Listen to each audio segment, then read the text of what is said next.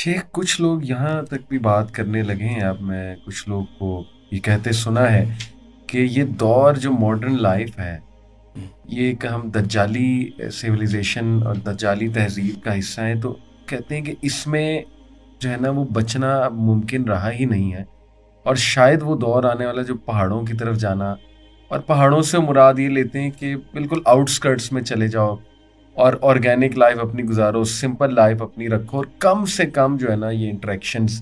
جیسے میں آپ کو مثال دیتا ہوں، کل میں فیملی کے ساتھ DH رایا، یہ قریب ہی ہے، وہاں سے ایک ریسٹورینٹ میں ہم چلے گئے. میں ویسے اوائڈ کرتا ہوں لیکن بس فیملی کے ساتھ میں چلا گیا، 5-6 ہم لوگ تھے.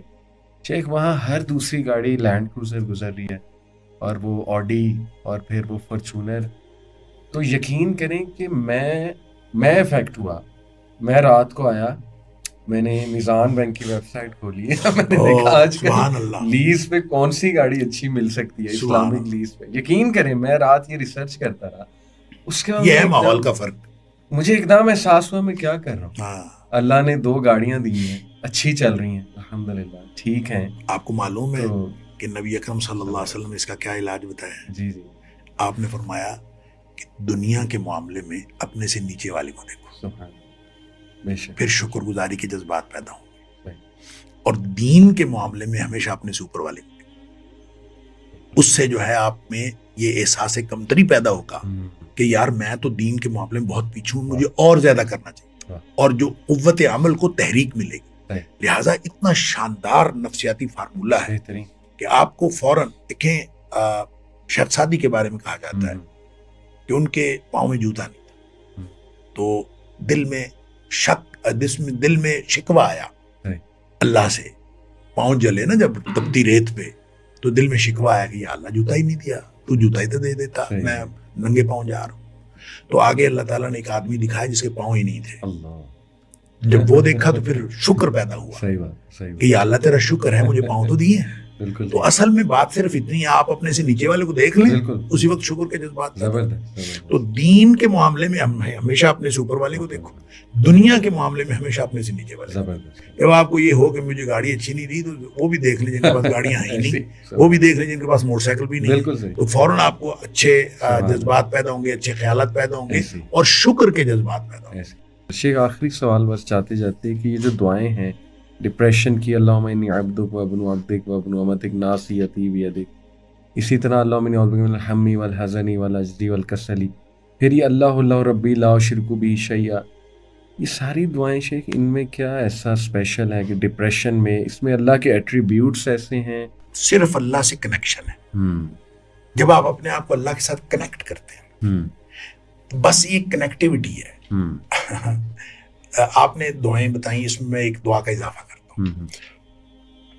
ایک دعا ہے نبی کریم صلی اللہ علیہ وسلم نے پریشانی اور غم میں بتائی. صحیح، لا الہ الا اللہ العظیم الحلیم، لا الہ الا اللہ رب العرش العظیم، لا الہ الا اللہ رب السماوات رب العرض رب العرش الکریم. اب یہ جو دعا ہے اس میں مانگا کیا ہے؟ طلب تو ہے ہی نہیں، صرف اور صرف ریکگنیشن ہے، سبحان، اور معرفت ہے اللہ کی کہ اللہ تیرے علاوہ کوئی نہیں ہے، تو ہی عرش عظیم کا رب ہے، تو ہی زمین و آسمان کا رب ہے. جو ہی انسان یہ ریکگنائز کرتا ہے اور شعوری طور پر ریکگنائز کرتا ہے، تو گویا کنیکٹیوٹی جس کی کمی تھی وہ کنیکٹ ہو گیا، اور جب کنیکٹ ہو گیا تو انشاءاللہ مسئلہ حل ہو گیا. اب آپ اس کے ساتھ وہ دعا بھی شامل کر لیں جو نبی اکرم صلی اللہ علیہ وسلم نے عرفہ کے دن حاجیوں کے لیے دعا بتائی. آپ نے فرمایا عرفہ کے دن کی دعا ساری دعاؤں سے بہترین دعا ہے. صحیح. اور عرفہ کے دن کسی بھی نبی نے جو بھی کوئی دعا مانگی ہے، کسی بھی نبی نے جو بھی کوئی دعا مانگی ہے، ان سب سے بہترین دعا یہ ہے، لا الہ الا اللہ وحدہ لا شریک لہ لہ الملک ولہ الحمد وہو علی کل شیء قدیر. اب اس میں بھی آپ اندازہ کریں، سوائے اللہ کی صفات بیان کرنے کے اور ریکگنائز کرنے کے، اس کے علاوہ کچھ بھی نہیں. گویا جو ہی آپ اللہ تعالیٰ کو شعوری طور پر ریکگنائز کریں گے، اللہ کی صفات کا بیان کریں گے، تو آپ کو وہ کنیکٹیوٹی حاصل ہو جائے گی، جس کنیکٹیوٹی کے بعد جو اللہ قرآن میں کہتا ہے نا کہ میں ان کے ساتھ ہو جاتا ہوں. بالکل صحیح. ان اللہ مع الذین اتقوا والذین محسنین والذین هم محسنون. اللہ ان لوگوں کے ساتھ ہوتا ہے جو اللہ کی ناراضگی سے بچتے ہیں اور اللہ کی خوشنودی حاصل کرنے کی کوشش کرتے ہیں اور زندگی میں نیکیاں بہتر سے بہتر زیادہ سے زیادہ نیکیاں کرنے کی کوشش کرتے ہیں, ان کے اللہ تعالیٰ ساتھ ہوتا ہے.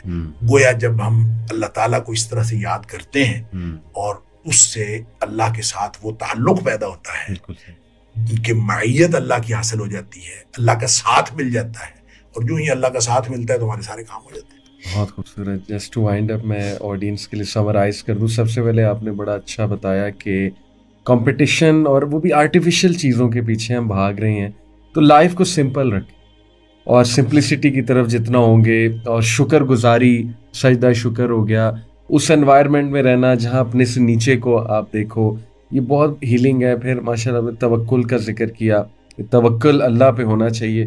پھر اسلامک لائف سٹائل کہ جسٹ ہمارے لیے پاتھ وے ڈیفائنڈ ہے.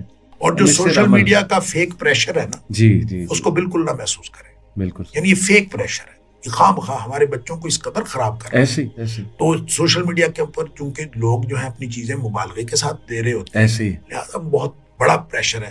یا تو سوشل میڈیا استعمال نہ کریں, یا پھر اس کو استعمال کرنے کے لیے اپنا وہ شعور ڈیولپ کریں کہ اس کی جو یعنی حیثیت ہے وہ آدمی کو پتہ ہو کہ یہ کوئی آرٹیفیشل چیزیں ہیں, یہ حقیقت میں کچھ نہیں ہے, اور لوگوں نے صرف اور صرف ویوز لینے کے لیے چیزیں کی ہوتی ہیں اور کچھ بھی نہیں ہوتا. تو جب تک آپ کو یہ نہ پتا ہو کہ سوشل میڈیا کی اصل حقیقت کیا ہے, آپ سوشل میڈیا کو یوز ہی نہ کریں. اور جب جتنا آپ زیادہ سوشل میڈیا سے دور رہیں گے, یا آپ اس کو اس کی حقیقت کا پتہ ہو, صرف پازیٹیولی یوز کریں, پازیٹیو چیزوں کو دیکھیں, باقی چیزوں سے بچے رہیں. اگر یہ بچ سکتے ہیں تو ٹھیک ہے, ورنہ سوشل میڈیا اکیلا آپ کو تباہ و برباد کر دے گا. ایسی بالکل. بہت اچھا, جزاک اللہ خیر شیخ, اللہ تعالیٰ آپ سے راضی. بارک اللہ. بہت شکریہ.